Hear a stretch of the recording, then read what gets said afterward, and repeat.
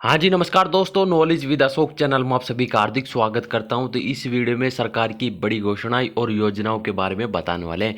तो बुढ़ापा पेंशन पिछले महीने कब आएगी इस बारे में बताएंगे। तो सबसे पहले चैनल को लाइक और सब्सक्राइब जरूर कर लीजिएगा। तो यहाँ से देखिए जो बड़ी खबर देखने को मिल रही है, तो देश में पहली बार होगी डिजिटल जनगणना। केंद्र सरकार ने समूचे देश की जनगणना कराने की तैयारी शुरू कर दी गई है। हालांकि जातीय जनगणना पर अभी तक कोई फैसला नहीं लिया जा सका है। यह पहली डिजिटल जनगणना होगी जिसके जरिए नागरिकों को स्वयं गणना करने का अवसर मिलेगा। इसके लिए जनगणना प्राधिकरण ने एक सवागणना पोर्टल भी तैयार कर दिया गया है, जिसे अभी तक लॉन्च नहीं किया गया है। लेकिन स्वगणना के जो दौरान आपका आधार नंबर या मोबाइल नंबर अनिवार्य रूप से एकत्रित किया जाएगा। पूरी जनगणना और एनपीआर प्रक्रिया सरकार के 12,000 करोड़ रुपए से अधिक खर्च होने की संभावना है। विश्वसनीय सूत्रों के अनुसार हर दशक में होने वाली जनगणना जल्द ही कराई जाएगी। लेकिन दशकीय जनगणना में जाति संबंधित कॉलम शामिल करने के बारे में पूछे जाने पर सूत्र ने कहा कि इस पर निर्णय होना अभी बाकी है। राजनीतिक दल जाति जनगणना कराने को पूरे जोर तरीके से मांग कर रहे हैं। नए आंकड़े नहीं होने के कारण सरकारी एजेंसियां अभी भी 2011 की जनगणना के आधार पर ही नीतियां बना रही है और सब्सिडी आवंटित कर रही है। भारत में 1881 से हर 10 वर्ष में जनगणना की जाती है। इस जनगणना की आपको जो पहला चरण 1 अप्रैल 2020 शुरू होने की उम्मीद थी, लेकिन कोविड-19 महामारी के कारण इसे स्थगित कर दिया गया है। लेकिन अब देश में पहली बार होगी डिजिटल जनगणना, सरकार का बड़ा फैसला। और देखिए एक और बड़ी खबर यहाँ से, हर डॉक्टर का बनेगा खास पहचान पत्र, जान सकेंगे योग्यता अनुभव। ठीक है, तो अब जो डॉक्टर हैं उनके लिए भी अब आप महज एक क्लिक कर देश के किसी भी डॉक्टर की योग्यता अनुभव के बारे में जान सकेंगे और अच्छे से अच्छे डॉक्टर से इलाज करवा सकेंगे। आसानी से यह भी पता चल सकता है कि देश में कुल कितने डॉक्टर हैं। किस डॉक्टर का लाइसेंस रद्द कर दिया गया है। दरअसल जल्द ही देश के हर डॉक्टर का विशिष्ट पहचान पत्र बनेगा। इससे देश का डिजिटल हेल्थ केयर इकोसिस्टम भी मजबूत होगा और आप अच्छे डॉक्टर से परामर्श ले सकेंगे। देश में गुणवत्ता स्वास्थ्य सेवा सुनिश्चित होगी। ठीक है, यानी कि अब हर डॉक्टर का बनेगा खास प्रमाण पहचान पत्र। एक और देखिए यहाँ से बड़ी घोषणा होती हुई, एक देश एक चुनाव का कानून इसी कार्यकाल में होगा लागू। सरकार ने कहा नीतिगत मामले में नहीं होगा समझौता। जनगणना जल्द होगी लेकिन जाति का कॉलम जोड़ने पर अभी फैसला नहीं है।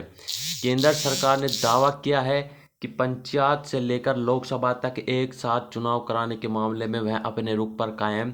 इसके जुड़ा कानून हर हाल में इसी कार्यकाल में किया जाएगा।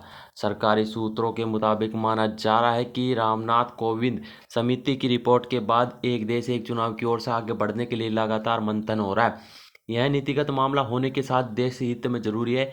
समिति के समक्ष जिन 47 दलों ने विचार रखे हैं उनमें 32 ने इनका समर्थन किया है। ऐसे में एक साथ चुनाव कराने का कानून मोदी सरकार के इसी कार्यकाल में पूरा होगा। सूत्र ने कहा है कि जनगणना कराने की प्रक्रिया जल्द शुरू की जाएगी। इस संबंध में तैयारी को अंतरिम रूप दिया जा रहा है। और देखिए यहाँ से हरियाणा सरकार की एक और बड़ी घोषणा, एचकेआर कर्मियों के भी बनेंगे आयुष्मान कार्ड। आमजन के साथ साथ जो एचकेआरएन यानी कि जो कच्चे कर्मचारी के भी आयुष्मान कार्ड बनाने जा रहे हैं। विभाग ने विभिन्न विभागों से कर्मचारियों को डाटा मांगा है। आयुष्मान कर्मचारी को भी 5 लाख रुपए तक के मुफ्त इलाज सुविधा मिलेगी। कर्मचारी लंबे समय से आयुष्मान की मांग कर रहे थे, अब निदेशालय ने आयुष्मान कार्ड बनाने की अनुमति भी दी है। कर्मचारी ने भी इस सूचना के बाद राहत की सांस ली है। जिला अंबाला के स्वास्थ्य विभाग में 400 कर्मचारी ऐसे हैं जो एचकेआरएन के तहत शामिल किए गए हैं। इसके अलावा सैकड़ों कर्मचारी तो विभिन्न विभागों में कार्यरत है। आश्रितों को भी मिलेगा इसका लाभ। आयुष्मान योजना के तहत नोडल अधिकारी डॉक्टर सुखप्रीत ने बताया कि कर्मचारियों के साथ उनके आश्रितों को भी आयुष्मान कार्ड योजना का लाभ मिलेगा। इससे पहले कर्मचारियों के आश्रितों को आयुष्मान कार्ड बनाने की सुविधा नहीं थी। पहले कर्मचारियों के कार्ड बनाए जाएंगे, उसके बाद आश्रितों के कार्ड बनेंगे। जिले में 5 लाख लोगों के आयुष्मान कार्ड बनाए जा चुके हैं, जिन्हें पैनल के 45 अस्पताल में उपचार की सुविधाएं मिल रही है। तो अब जो एचकेआर के कर्मी हैं जो लग रहे हैं उनके भी आयुष्मान कार्ड बनाएंगी हरियाणा सरकार। तो ये लंबे समय से जो आयुष्मान कार्ड बनाने की कर रहे थे मांग, विभाग ने अब मांग मान रही है। एक और देखिए यहाँ से, हरियाणा बोर्ड 16 अक्टूबर से सेकेंडरी व सीनियर सेकेंडरी की पूरक परीक्षाएं, सेकेंडरी की 24 अक्टूबर तथा सीनियर सेकेंडरी की परीक्षाएं 9 नवंबर तक की जाएगी। यहाँ से देखिए एक और बड़ी खबर निकल कर आ रही है। भाजपा ने पैदा किए बुरे हालात, आज अस्पताल में डॉक्टर नहीं, स्कूल मास्टर नहीं और दफ्तर में कर्मचारी नहीं, भूपेंद्र सिंह हुंडे। तो आज हरियाणा में ऐसी परिस्थिति पैदा कर दी है, अस्पताल में जाओ तो डॉक्टर नहीं मिलेंगे, स्कूल में जाओ तो मास्टर नहीं मिलेंगे, अगर किसी दफ्तर में जाओगे तो कर्मचारी नहीं है। पूर्व मुख्यमंत्री भूपेंद्र सिंह हुड्डा ने कहा कि जब हमने कांग्रेस में 2014 में सत्ता छोड़ी थी तो उस समय जो हरियाणा प्रति व्यक्ति आय, प्रति व्यक्ति निवेश, कानून व्यवस्था, नौकरी देने और खेल खिलाड़ी में हरियाणा पूरे हिंदुस्तान में नंबर 1 पर था। मगर आज हरियाणा बेरोजगारी और महंगाई पर नंबर 1 पर है। कानून व्यवस्था पूरी तरह से चरमराई है, रोजाना धमकियां मिल रही है, हत्याएं हो रही है और अपराध तेजी से बढ़ रहा। अपराध में भी हरियाणा हिंदुत्व के तीसरे और दूसरे नंबर पर है। खिलाड़ियों बेटियों का अपमान रहना है, आज उन्हें न्याय नहीं मिल रहा है। उन्होंने कहा कि 10 साल में बहादुरगढ़ में कोई काम नहीं हुआ है, यह अपील करने आए हैं। और साथ में देखिए यहाँ से हरियाणा में गुम है, नामांकन के बाद प्रचार बहादुरगढ़ से शुरू किया।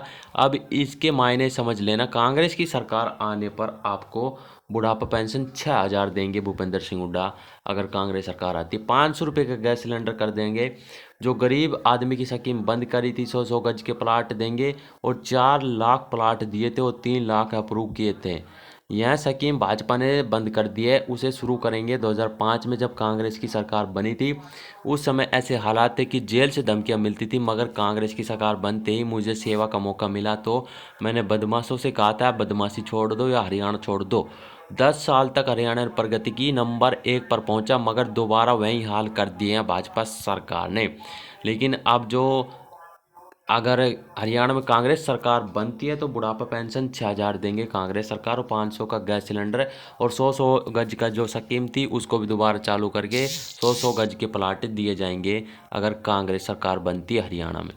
यहाँ से देखिए एक और बड़ी खबर मिल रही है, चुनाव के कारण पुलिसकर्मियों की छुट्टियां रद्द।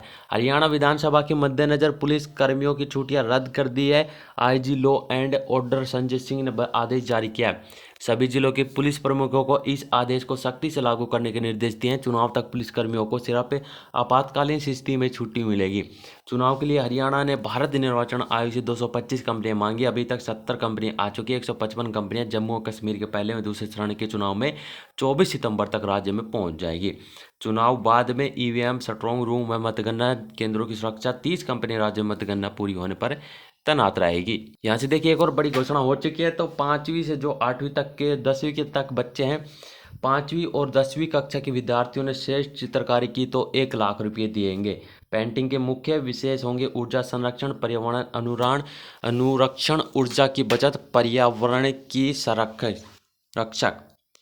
तो भारत सरकार की ओर से ऊर्जा संरक्षण जो है, पर्यावरण संरक्षण, ऊर्जा की बचत से पर्यावरण की रक्षक विषय पर पेंटिंग पोस्टिंग बनाने वाले विद्यार्थियों पर धनराशि की जाएगी। राष्ट्रीय स्तर पर विजेता रहेंगे 1,50,000 30,000 रुपये मिलेंगे, जबकि राज्य स्तर पर पेंटिंग बनाने वाले विद्यार्थियों को 50,000 30,000 और 20,000 रुपये दिए जाएंगे। इसके लिए 2 ग्रुप बनाए जाएंगे, जिनमें पहले ग्रुप में 5 से 7वीं की और दूसरे में 8 से 10 विद्यार्थी भाग ले सकेंगे। भारत सरकार ने पेंटिंग से संबंधित हरियाणा, पंजाब, चंडीगढ़ के अलावा अधिकारियों को पत्र जारी कर दिए गए हैं। साथ पेंटिंग आयोजित कराने की जिम्मेदारी भी भाखड़ा व्यवसाय प्रबंधन को सौंप दी गई है। 377 स्कूलों ने नहीं दिखाई है इंस्पायर योजना में रुचि। तो अब 5वीं और 10वीं के विद्यार्थियों ने श्रेष्ठ चित्रकारी की तो 1 लाख रुपये सरकार देने वाली है। एक और बड़ी घोषणा यहाँ से, छात्रवृत्ति योजना परीक्षा के लिए विद्यार्थी कराएंगे अपना पंजीकरण। राष्ट्रीय साधन वह योग्यता छात्रवृत्ति परीक्षा योजना शिक्षा मंत्रालय भारत सरकार की ओर से चलाई गई है। इसका लक्ष्य सरकारी अनुदान प्राप्त विद्यालयों में पढ़ने वाले प्रतिभाशाली गरीब बच्चों का चयन करके उनका शैक्षणिक विकास करना है। इसका लाभ लेने के लिए विद्यार्थियों का पंजीकरण करवाना अनिवार्य है। यह योजना विद्यार्थियों के लिए फायदेमंद है, लेकिन जिले से 8वीं कक्षा के विद्यार्थियों की ओर से जो पंजीकरण किए जा रहे हैं वो संख्या के अनुरूप होने के कारण संतोषजनक नहीं है। इस योजना के लिए 8वीं कक्षा के विद्यार्थियों को ज़्यादा से ज़्यादा संख्या में योजना का लाभ लेने के लिए पंजीकरण करवाना बताया है। तो इस योजना की बता दें आपको, पूरे प्रदेश में 2337 पात्र विद्यार्थियों का चयन करते हेतु साधन योग्यता छात्रवृत्ति योजना और परीक्षा का आयोजन किया जा रहा है। छात्रवृत्ति 1,000 रुपये प्रतिमाह 8वीं 9वीं 10वीं और 11वीं के विद्यार्थियों को दिए जाएंगे। इस परीक्षा में बैठने वाले विद्यार्थी राज्य के सरकारी अनुदान प्राप्त विद्यालयों में 8वीं कक्षा में हो सकते हैं। तो आपको बता दें कि आपकी पेंशन आज रात तक या कल आपकी पेंशन आने की संभावना बताई जा रही है। और देखिए यहाँ से माता पिता की सभी स्रोतों से कुल वार्षिक आय 3,50,000 रुपये से कम होनी चाहिए। परीक्षा में जिला स्तर पर चयनित विद्यार्थियों को जिले के कोटे के अनुसार ही छात्रवृत्ति दी जाएगी। इसमें BCA वर्ग को 16%, BCA को 11% दी जाने वाली है। तो ये हरियाणा सरकार की और जो केंद्र सरकार की योजनाएं बड़ी घोषणाएं थी आप सभी के साथ शेयर किया है। रोज ऐसी अपडेट पाने के लिए चैनल को सब्सक्राइब कर लीजिएगा, वीडियो को भी लाइक से जरूर करें। भगवान कर आपका दिन शुभ हो। जय हिंद, जय भारत, जय हरियाणा।